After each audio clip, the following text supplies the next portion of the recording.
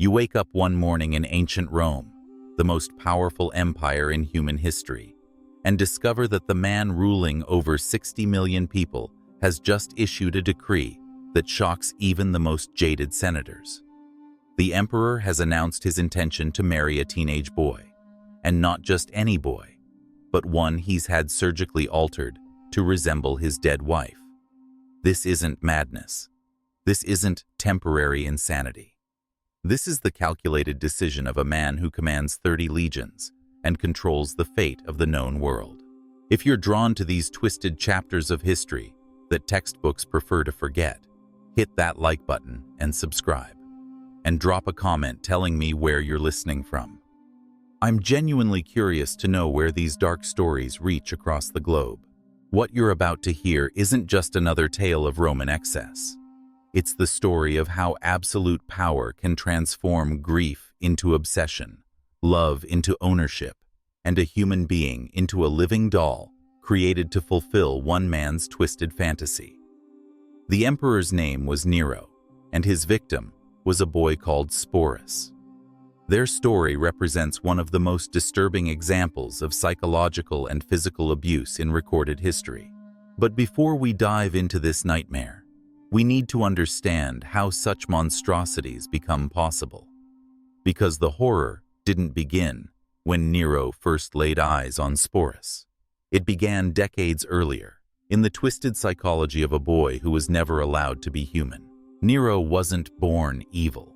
That's the terrifying truth about most monsters. They're created through a combination of circumstances, choices, and the corrupting influence of unlimited power. When he ascended to the throne at just 16 years old, many Romans believed they were witnessing the dawn of a golden age. He reduced taxes, funded spectacular public entertainment, and even performed in theatrical productions that delighted the common people.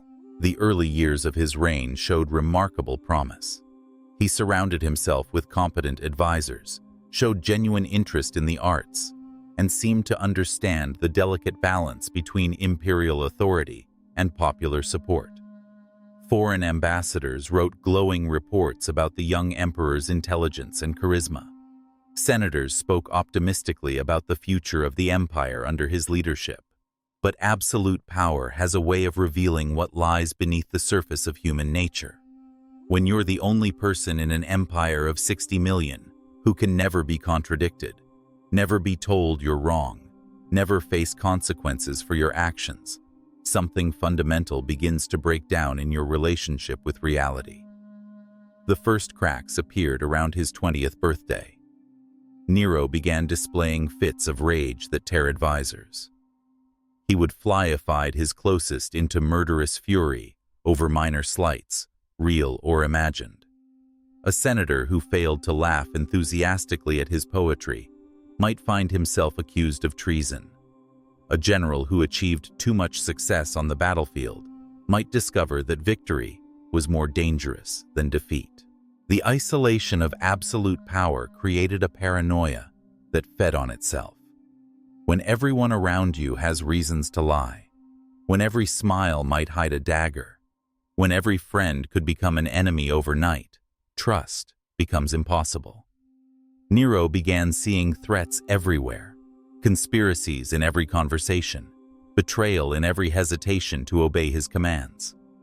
But the event that truly shattered his mind happened in the year 65, when he destroyed the one thing he claimed to love more than life itself. Her name was Poppaea Sabina, and she represented everything that Nero's first wife, Octavia, was not. Where Octavia was quiet and reserved, Poppaea was vivacious and commanding. Where Octavia sought to avoid attention, Poppaea reveled in being the center of everyone's gaze. She possessed not just extraordinary beauty, but sharp political instincts that made her a formidable presence in the imperial court. When Nero first encountered Poppaea, she was already married to his friend Otho. But emperors don't let friendship stand in the way of desire. Nero orchestrated Otho's appointment as governor of a distant province, effectively exiling him from Rome and clearing the path to possess what he wanted. The affair that followed wasn't just adultery. It was obsession in its purest form. Ancient historians describe Nero's behavior during this period as increasingly erratic and possessive. He would fly into murderous rages if other men looked at Poppaea too long during public functions. He stationed guards around her at all times, ostensibly for protection, but really to monitor her every interaction. The gifts he lavished on her bankrupted sections of the imperial treasury: jewels from India, silks from China, perfumes from Arabia, anything that might demonstrate the depth of his devotion. He commissioned dozens of portraits and sculptures of her, not just for public display, but for his private chambers, so he could gaze upon her image even when they were apart. This wasn't romantic devotion. This was the behavior of someone who had confused love with ownership, who saw another human being not as an independent person, but as a beautiful object that existed solely for his pleasure. After divorcing Octavia in a move that scandalized even jaded Roman aristocrats, Nero married Poppaea in a ceremony of unprecedented luxury. He spared no expense to demonstrate his devotion, treating the wedding as a celebration of his own magnificence, rather than a union between two people. But even marriage couldn't satisfy Nero's need to possess Poppaea completely. He began isolating her from family and friends, surrounding her with people who owed their positions entirely to his favor. He would sometimes spend hours simply watching her as she went about her daily activities, studying her movements like a collector, examining a prized possession. Ancient sources tell us that Nero commissioned detailed studies of Poppaea's daily routines, her preferences in food and clothing, her moods and reactions to different situations. This wasn't the behavior of a loving husband seeking to understand his wife better. This was systematic cataloging, the kind of detailed observation you might apply to a valuable animal or an intricate mechanical device. Poppaea, for her part, seemed to understand the dangerous game she was playing. She was intelligent enough to recognize that her beauty and Nero's obsession gave her unprecedented influence over the most powerful man in the world. But she was also shrewd enough to realize that this power came with enormous risks. She began using her influence to advance her family's interests and build a network of supporters who might protect her if Nero's affections ever wavered. More dangerously, she retained her independence of spirit. Unlike everyone else in the imperial court, who had learned to anticipate the emperor's moods and respond accordingly, Poppaea still dared to disagree with him. She would argue about policy decisions, criticize his artistic pursuits when she thought they were subpar, and even mock his performances when she found them lacking. This independence, which had initially attracted Nero, began to feel like defiance. How dare his possession have opinions of its own?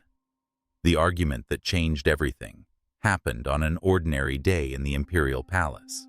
The details vary depending on which ancient historian you believe, but the outcome was always the same. During what started as a typical domestic disagreement, something inside Nero snapped with catastrophic consequences. According to the most reliable sources, the fight began when Poppaea criticized Nero for returning late from the chariot races. She was pregnant at the time, carrying what would have been their second child, and perhaps the stress of her condition made her less willing to tolerate his increasingly erratic behavior. What happened next would haunt Nero for the rest of his life and set in motion the events that would destroy an innocent boy named Sporus. The details of that fatal confrontation have been debated by historians for 2,000 years, but the essential facts remain chillingly consistent. In a fit of uncontrolled rage, Nero either kicked or struck his pregnant wife with such brutal force that she suffered fatal internal injuries. Some accounts describe a single devastating blow to her abdomen. Others tell of a sustained attack that left her bleeding and broken on the marble floor of their private chambers. Picture the moment when the fog of fury lifted and Nero realized what he had done.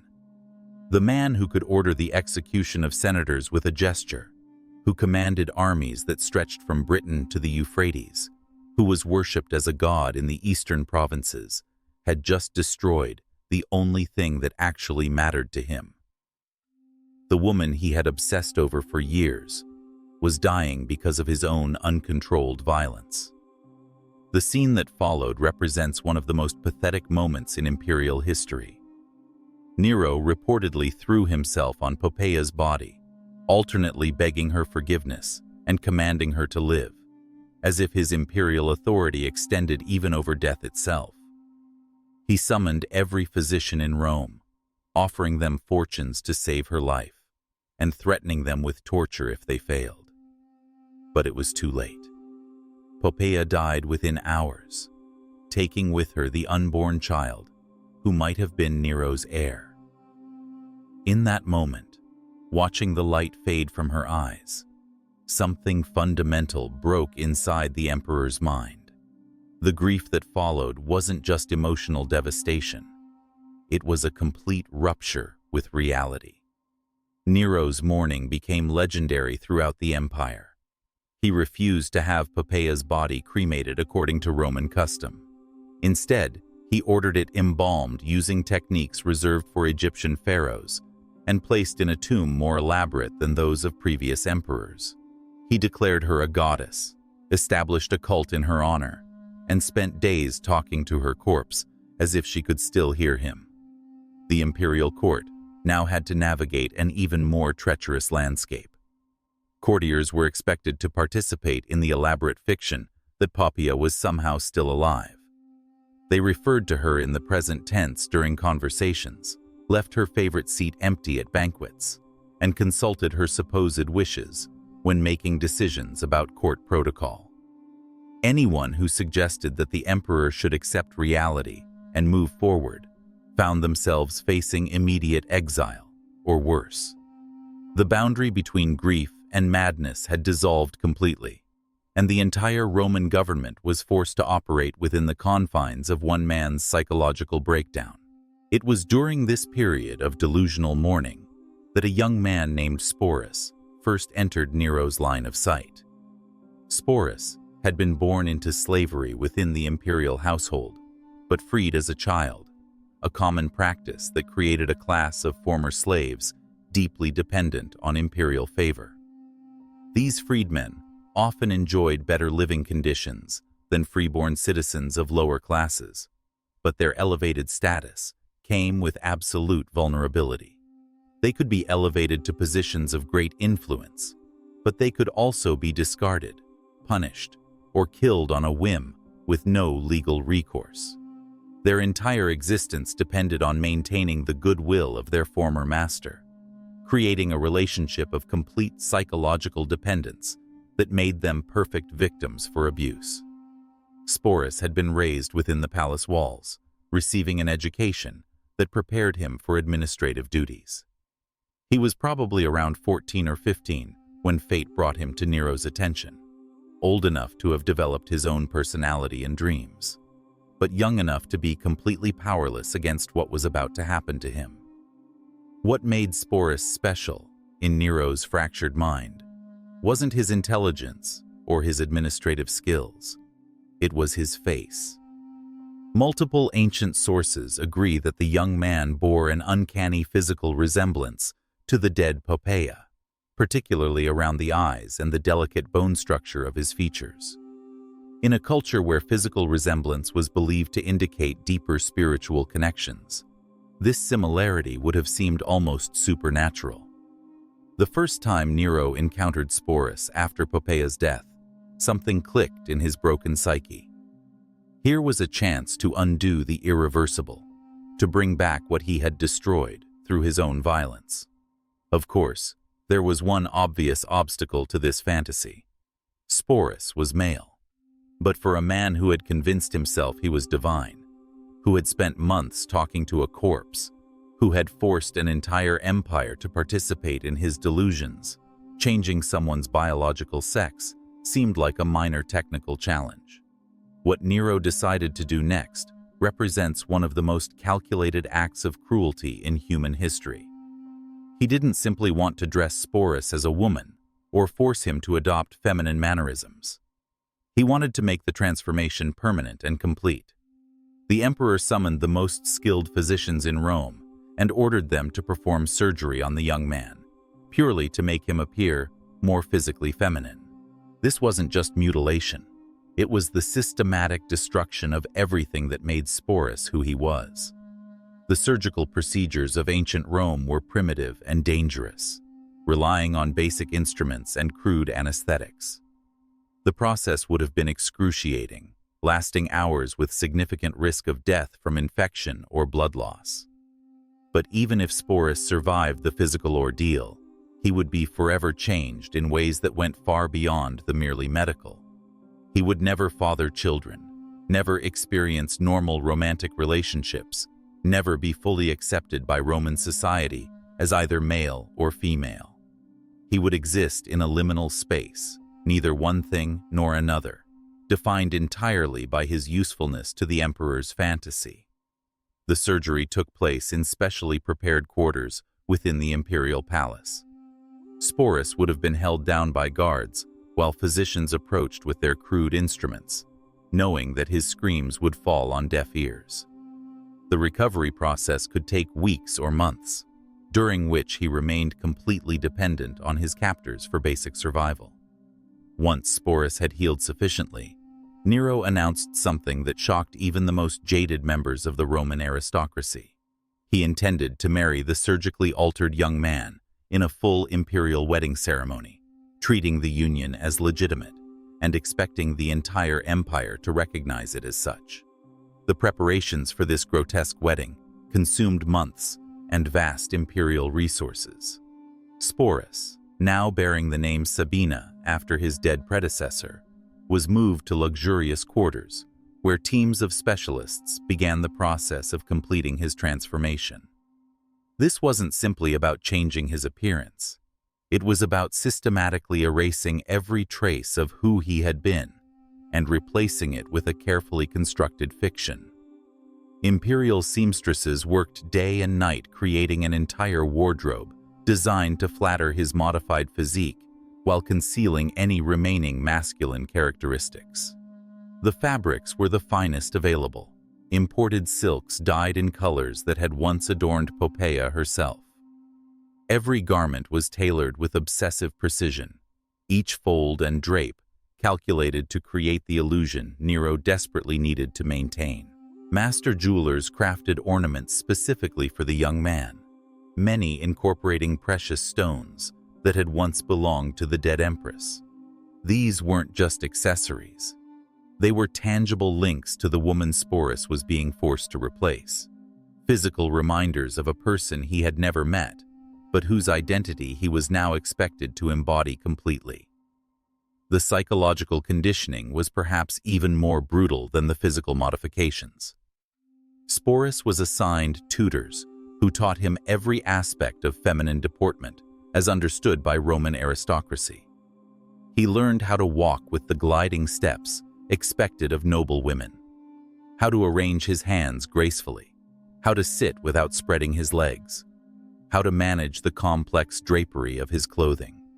Voice coaches worked with him for hours daily, teaching him to speak in higher tones and adopt the linguistic patterns associated with educated Roman women. This was perhaps the most challenging aspect of his transformation, as vocal patterns are deeply ingrained and difficult to modify consciously. Every conversation became a performance, every word carefully modulated to maintain the illusion. But the cruelest lessons involved memory and emotion. Sporus was expected to respond to stories about Poppaea's life as if he had lived them himself. When Nero reminisced about their wedding day, Sporus had to react with appropriate nostalgia. When the emperor mentioned private moments between them, the young man had to respond as if those memories were his own. This systematic replacement of identity went beyond mere acting. It was psychological warfare designed to destroy any sense of individual selfhood that Sporus might have retained. Every day, He was forced to look in mirrors that reflected back a stranger wearing his face. Every interaction required him to pretend to be someone else, to have experiences that weren't his own, to feel emotions that had never belonged to him. The wedding ceremony itself took place in the spring of 67, timed to coincide with religious festivals that would lend ceremonial weight to the proceedings. Nero spared no expense, treating the event as a legitimate imperial wedding, worthy of the greatest ruler in Roman history. The largest palace hall was transformed into a vision of opulence that defied description. Thousands of oil lamps cast dancing shadows on walls draped with precious fabrics. Imported flowers filled the air with exotic fragrances, while musicians played traditional wedding songs on instruments crafted from gold and ivory. The finest wines flowed freely, and servants offered delicacies that represented the culinary achievements of every corner of the empire. To observers who didn't understand the full horror of what they were witnessing, it might have appeared to be a normal imperial celebration. The bride was beautiful, dressed in silk that caught the lamplight like captured starfire. The groom was magnificent in purple robes that proclaimed his divine status. The ceremony followed all traditional Roman rituals, with meticulous attention to protocol. But those who knew the truth understood they were watching something unprecedented and deeply disturbing. Here was the most powerful man in the known world, publicly marrying a surgically modified boy, while expecting everyone to treat it as a union between emperor and empress. The ceremony included exchanging vows, joining hands, sharing sacred bread, and signing legal documents that made this grotesque arrangement officially recognized by Roman law. The wedding guests played their parts with the practiced skill of professional actors. They offered congratulations and expensive gifts, while maintaining expressions of appropriate joy and celebration. But the atmosphere was thick with barely concealed horror and nervous energy. Everyone present understood they were participating in something fundamentally wrong, yet none dared to object or even show disapproval. Following the ceremony, Nero treated Sporus exactly as he would have treated a legitimate empress. The young man received his own household staff, private quarters within the palace complex, and a generous allowance from the imperial treasury. He was provided with his own litter for traveling through the city, thoroughbred horses for riding, and a retinue of servants whose job was to maintain the elaborate fiction of his new identity. But all this apparent luxury came with a price that no amount of wealth could justify. Sporus was expected to accompany Nero to every public function, sitting beside him at state dinners and playing the devoted wife in all their interactions. This wasn't merely about maintaining appearances for the Roman people. Nero genuinely seemed to believe he had successfully resurrected his lost love. The emperor would call Sporus by Poppaea's name during private conversations, reminisce about shared memories that had never actually happened, and expect responses that maintained the elaborate delusion. For Sporus, every day became a high-stakes performance where the slightest mistake could mean death or worse. He had to remember not just how to look and act like a woman, but how to respond as if he possessed Poppaea's memories and personality.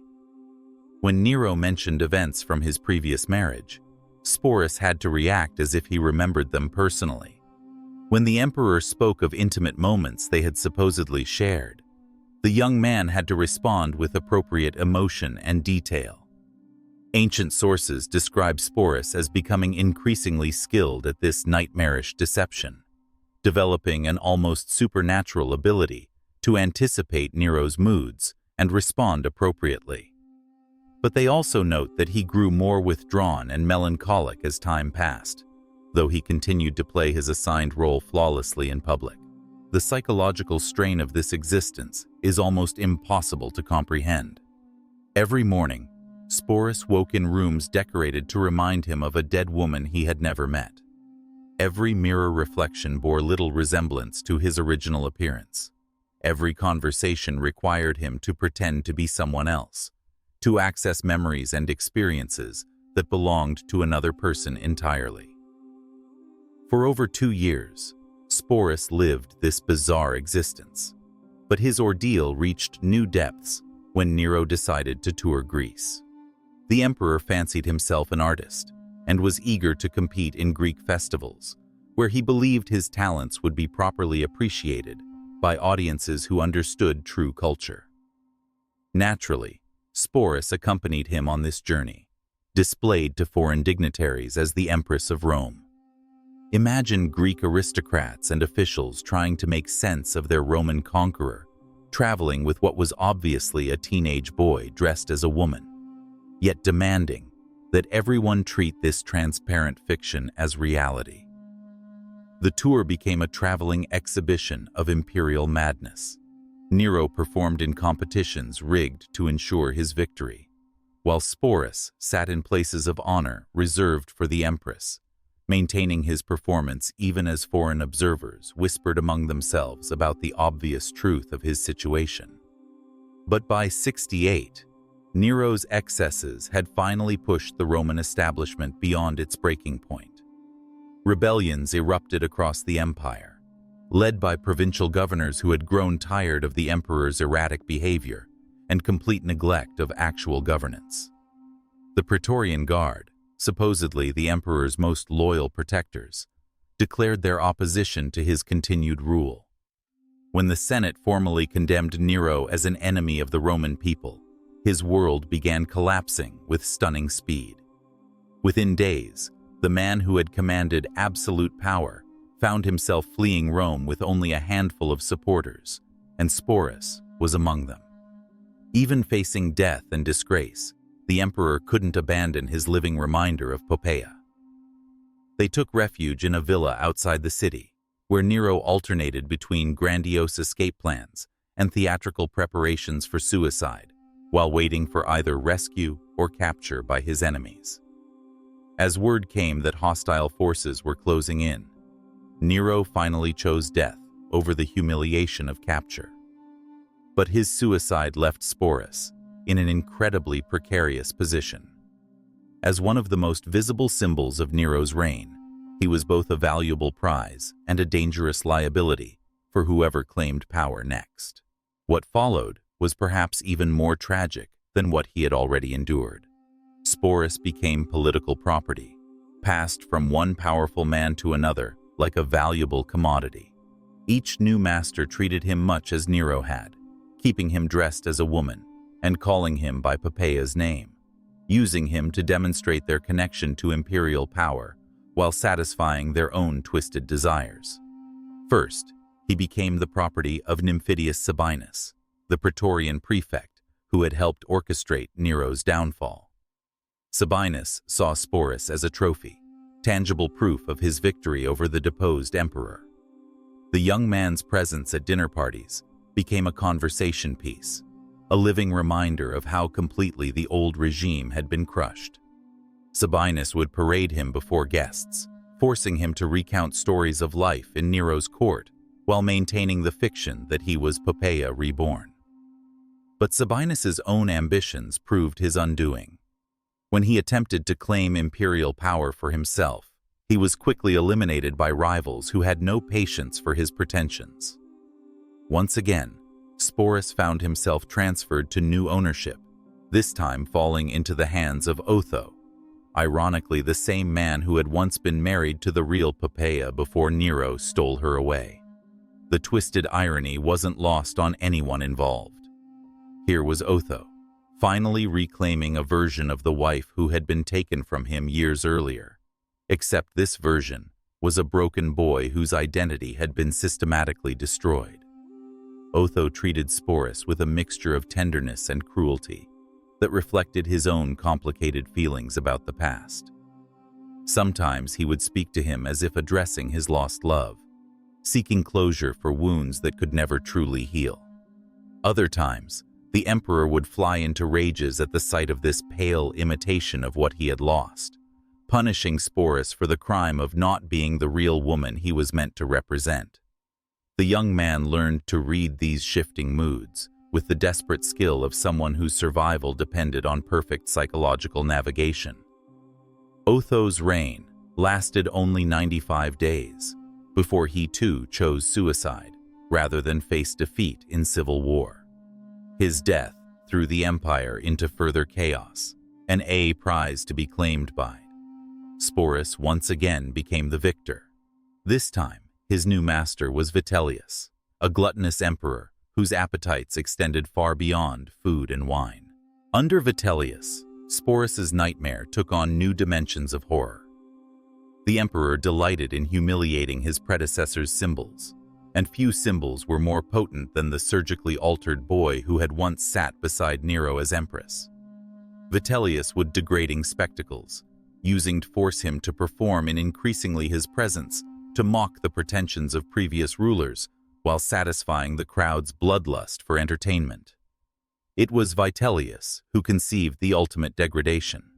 He announced that Sporus would be featured in gladiatorial games, specifically in reenactments of mythological scenes that involved sexual violence and public humiliation.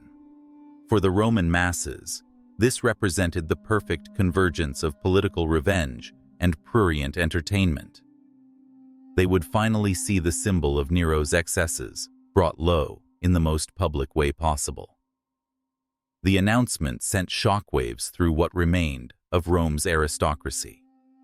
Even Nero recognized senators who had DSPE that forcing his former consort to be sexually brutalized in the Colosseum crossed lines that should never be crossed. But Vitellius was drunk on power and wine, immune to protests from those he considered weak and ineffective. For Sporus, this represented the final boundary. He had endured surgical mutilation, psychological conditioning, the systematic destruction of his identity, and years of sexual slavery to multiple emperors. He had survived by adapting, by becoming whatever his masters needed him to be, by sacrificing every aspect of his original self for the sake of mere existence. But being displayed naked before tens of thousands of screaming spectators, forced to reenact scenes of mythological rape while the crowd cheered, was a degradation too profound to accept. Some violations of human dignity are so complete that death becomes not just preferable, but necessary to preserve whatever fragments of the soul might still remain. Sporus chose the only freedom left to him. Rather than submit to this final humiliation, he took his own life, probably by poison, sometime in the year 69. He was no more than 20 years old. In death, he finally escaped the grotesque theater that had consumed his life and reclaimed the one thing that had been denied to him throughout his ordeal: the power to make his own choice. His story serves as a chilling reminder that absolute power doesn't just corrupt those who wield it. It destroys everyone caught in its path.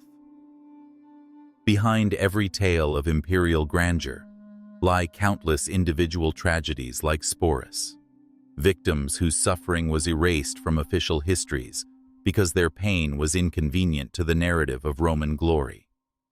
We remember their stories not just as relics of ancient cruelty, but as warnings about what happens when human beings are reduced to objects for the pleasure of those with unlimited power.